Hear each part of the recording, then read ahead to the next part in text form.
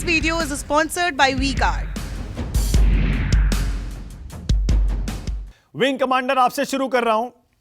इस सिंधिया जी को इतने बरसों बाद टारगेट पर प्रियंका गांधी क्यों ले रही हैं विंग कमांडर अनुमा आचार्य?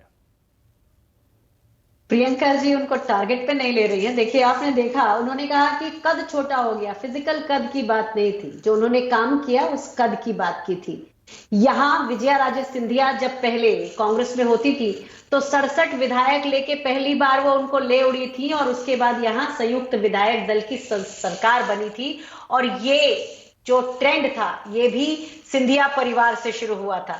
तो यही तो कहा प्रियंका जी ने कि परिवार की परंपरा को निभाया है, यानी कि जो धोखा पहले उनके परिवार ने रानी झांसी को दिया, या एक और धोखा जो विजया राजे सिंधिया ने कांग्रेस को तब दिया और उसके बाद ज्योतिरादित्य जी ने वही किया।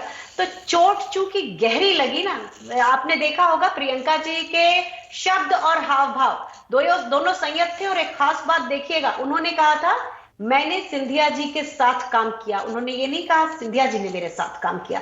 बड़ी बात होती है, इसका फर्क पड़ता है।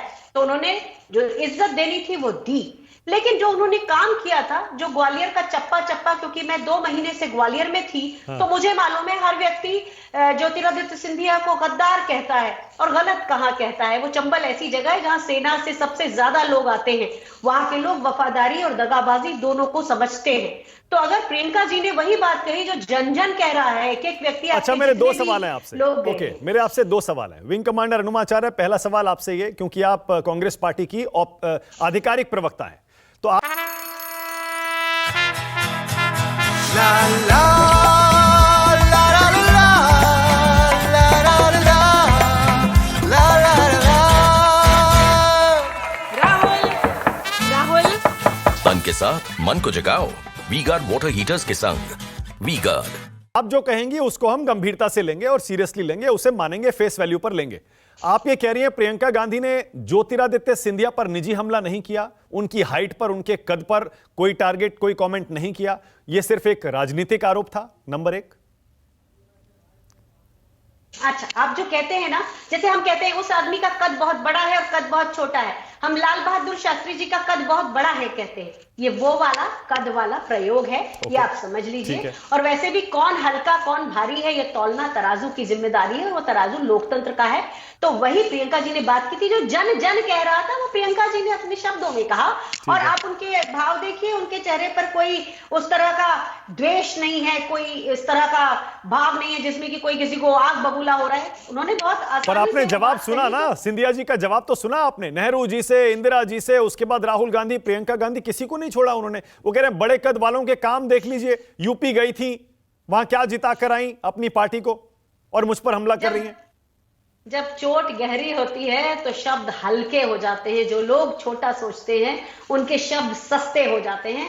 और वही हमने देखा, ज्योतिरादित्य सिंधिया जी ने जिस तरह से लिखा, और वो महाराज कहलाने की उनकी आदत थी, तो इसलिए उन्हें बुरा लग गया। लेकिन उन्होंने जो बातें कही वो कहीं पर जमीन पे सही नहीं है। आप भी जानते हैं, इतिहास हम सबने पढ़ा हुआ है, हम सब व्हाट्सएप यूनिवर्सिटी के पढ़े हुए लोग तो हैं नहीं, तो हमें मालूम है कि जो उन्होंने लिखा है सिर्फ बीजेपी के आकाओं को खुश करने के लिए लिखा है।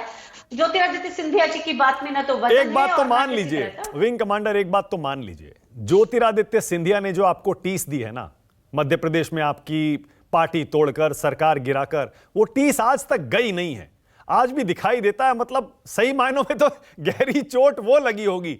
इसीलिए अब चुनाव के समय देखिए प्रियंका गांधी भी खुद को रोक नहीं पाई। मानव जी, एक बात बताइए, आप अगर 2 भाई हैं और एक भाई आपको धोखा देकर और आपके पेरेंट्स के संपत्ति ले लेता है या आपको कोई बहुत नुकसान करता है, तो उस भाई से आप खुश रहेंगे? टीस तो जिंदगी भर रहेगी। तो समाज की बात है, इसमें कौन सी बात है जो आप कह रहे हैं? भाई, जो अगर लोकतंत्र की हत्या करके और लालच में, धनबल के लालच में अगर कोई चला जाता है, पावर चाहिए, पावर के बगैर नहीं रह सकता, संघर्ष नहीं देख सकता, यही तो सिंधिया परिवार की विरासत रही है। यही तो हमने रानी झांसी के समय में देखा है कि उस पाठ्यक्रम से वो लाइन निकाल दी जाती है कि सिंधिया परिवार ने गद्दारी की थी। सुभद्रा कुमारी चौहान जी के उस कविता में से लाइन। ओके, एक सवाल और हम इसको इस तरह से भी देख रहे हैं। अभी आशुतोष और हर्षवर्धन त्रिपाठी से मैं पूछूंगा ये सवाल भी, क्योंकि इसका विश्लेषण भी जरूरी है। ग्वालियर और चंबल का जो एरिया है जहां पर ज्योतिरादित्य सिंधिया का प्रभाव है, उन्होंने वहां के अपने सारे विधायक अपने साथ वो ले गए उसके बाद बाई इलेक्शन में 19 विधायक उन्होंने जिताए भी, बीजेपी की सरकार बच भी गई। आपको भी पता है कि अगर एक बार फिर से सिंधिया ने अपने प्रभाव वाले इलाके में वो प्रदर्शन दोहरा दिया तो फिर आपकी स्थिति जो है मध्य प्रदेश में, जो सर्वे दिखा रहे हैं, वो पलट सकते हैं। इसीलिए प्रियंका गांधी ज्योतिरादित्य सिंधिया पर टारगेटेड अटैक कर रही हैं। मानस जी, ईश्वर मुझसे कोई गलत बात न कहलवाए, लेकिन ज्योतिरादित्य सिंधिया केवल एक अमर बेल की तरह हैं भारतीय जनता पार्टी के ऊपर। उनका अपना वजूद बचा नहीं है। आज आप देखिए किस तरह से वो बार बार लोगों के बीच में जा रहे हैं, और आजकल तो भाई साहब कहते हैं, लोग उन्हें मिस्टर सिंधिया बुलाते हैं। तो वो जिस तरह से जमीन पे उतरे, लेकिन एक भी सभा अपने दम पे नहीं की है, या तो बड़ी नेताओं की सभाओं में पीछे दिखे हैं। तो आप जिस ज्योतिरादित्य सिंधिया फैक्टर की बात कर रहे हैं, अच्छा ही है कि वो नहीं, बचा एक ही नहीं है। और ये चुनाव हमें एक सेकंड विंग कमांडर, एक सेकंड, क्योंकि मैं देखिए खुद मध्य प्रदेश में प्रचार देखकर आया हूं, थोड़ा सा करेक्शन कर दूं, ऐसा नहीं है। सिंधिया जी अपने दम पर पूरा प्रचार कर रहे हैं, उनकी सभाएं बहुत सारी हो रही है, दिन में 10-10, 12-12, 15-15 सभाएं हो रही हैं।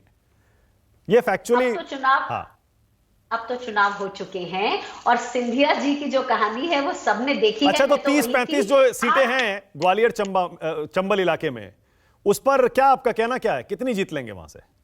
26 से 30 के बीच में सीटें कांग्रेस की आएंगी, और इसमें आप कोई संदेह मत रखिएगा। वही थी, मैं 2 महीने देखा है, मैंने जमीन पर देखा है, और यही कहना चाहती हूं कि लोकतंत्र की हवा चली तो नई बारिशें भी साथ आई, मध्य प्रदेश के चेहरे पे आया निखार का मौसम। Okay. This video is sponsored by WeGuard.